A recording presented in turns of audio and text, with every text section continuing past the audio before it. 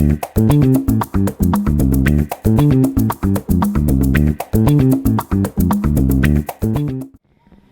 everybody, this is Cindy Crum coming to you from SES Toronto. I'm here with Mark Evans. Mark, go ahead and introduce yourself and tell us about your role and stuff like that. So as you said, my name is Mark Evans. I run my own consulting business, ME Consulting, and what I do is offer marketing, communications, and social media consulting services. Okay. And we just got off a fantastic Twitter panel. Why don't you give us the top 3 things that you want people to take away from your presentation, and then give us the top 3 things that you thought came out of other people's presentations that were really, really good. Well, in terms of my own presentation, what I really focused on was providing people with tools and services that they can use to make their Twitter experience more productive, more effective, and more enjoyable. And I think what I highlighted was the fact that there's a whole ecosystem, thousands of services out there that you can choose from that go way above and beyond what Twitter itself offers. And I think that search and the ability to publish more efficiently and the ability to find people to follow are sort of the 3 major themes that I focused on. So Twitter is actually pretty lean and mean. It doesn't do a whole lot. So we need all these different kind of applications to really get the most out of it, right? Well, that's one of the things that fascinates me and puzzles me about Twitter is the fact that they've kept their operations fairly focused. I mean, really focused. The advances they've made in search recently are huge strategically, but in the scheme of things, they really haven't done a lot in terms of offering new frills. And I think there's a demand for other things that you can do to take advantage of Twitter, and there's no lack of developers out there that are taking advantage of the API. Sure. Well, and Twitter I don't think was ever meant to be a search engine, but it's just kind of been the way things happen that people have started to use it, and it actually brings really relevant, fresh results, right? I mean, it wasn't the original intent.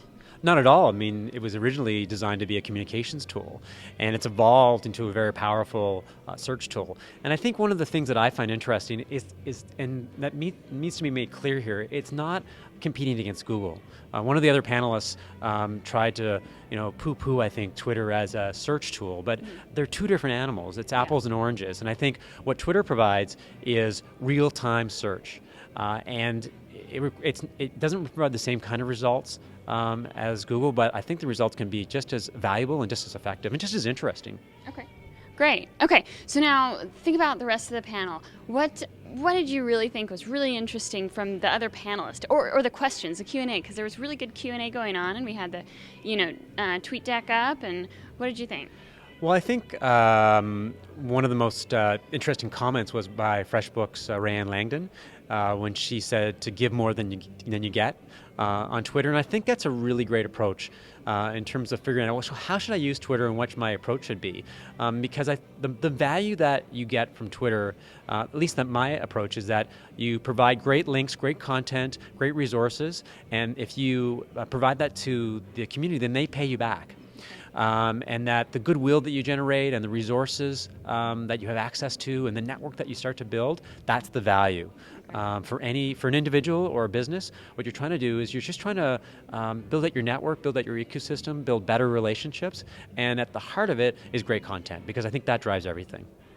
So I'm going to ask you the same question that I asked Rayanne during the panel, and that is, do we all have to be as cool and hip as she is to really do a great job, or what if we're less cool and we're less hip? Is that still going to be effective on Twitter? I think you can be anything you want to be on Twitter. Certainly no one's accused me of being cool or hip or edgy, but I think that's the thing about social media, is that it appeals and serves all kinds of different people with all kinds of different interests and all kinds of different companies for that matter, so that you can have cool online services like FreshBooks making their mark on Twitter, and you can have a plumbing service that wants to reach their consumers in different ways. Plumbing's not cool or hip, but there are customers out there and they do want to engage and they do want to know what you're doing. So anything goes on Twitter, and that's really great. So last question, and that is, what constitutes good content? Because there was talk on stage today about good content and bad content and white hat and black hat.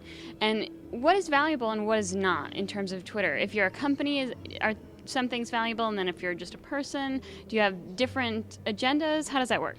Well, I think the way that you define good content is different for different types of people. So for myself as a professional and for many companies, I think good content basically means providing value-added resources. Now that could mean links to interesting articles, highlighting some really new and cool web services, providing information to your consumers about new sales or new products that you've got. I think what it really comes down to is providing value, providing sort of news you can use, for lack of a better phrase, so that people look at what you offer and it has a lot more to offer them than saying, well, my cat was sick today, or I feel like having a latte at Starbucks. I mean, to me, that doesn't provide value. I mean, it may provide some personal insight into who you are and how you live, but unless you're my friend, I don't think you care. So for companies, I think great content means that when people read what you're using Twitter to do, they either act upon it or they go, okay, that's good, I'm going to check that out. So you recommend having 2 separate accounts, one for a company and one for yourself. Is that true even if you're like a solopreneur, doing it on your own? Or, I mean, because you are, right? Right. Well, I think for a company, for a company, obviously you want your own account and you want it to be very corporately focused. And at the end of the extreme, you have individuals and they can do what they want. For me, as an entrepreneur and a sole proprietor, I use it for mostly professional, a little bit of personal, but I try to keep it more professional. I think that what I'm trying to do is build a personal brand online and drive people to my business and the kind of services I offer. And I think it's important that they know that, for example, that I love playing hockey. I mean, it adds a personal touch and that helps build relationships. But I don't want to go too far. I don't think people are really interested in all the minutiae of my life. They're probably more interested in what I think and the things that I'm interested in, and that's what I try to do. Okay, well, thanks so much for talking to us today, Mark, and being on the panel. This is Cindy Crum. We're at SES Toronto Day 1, just after the Twitter panel.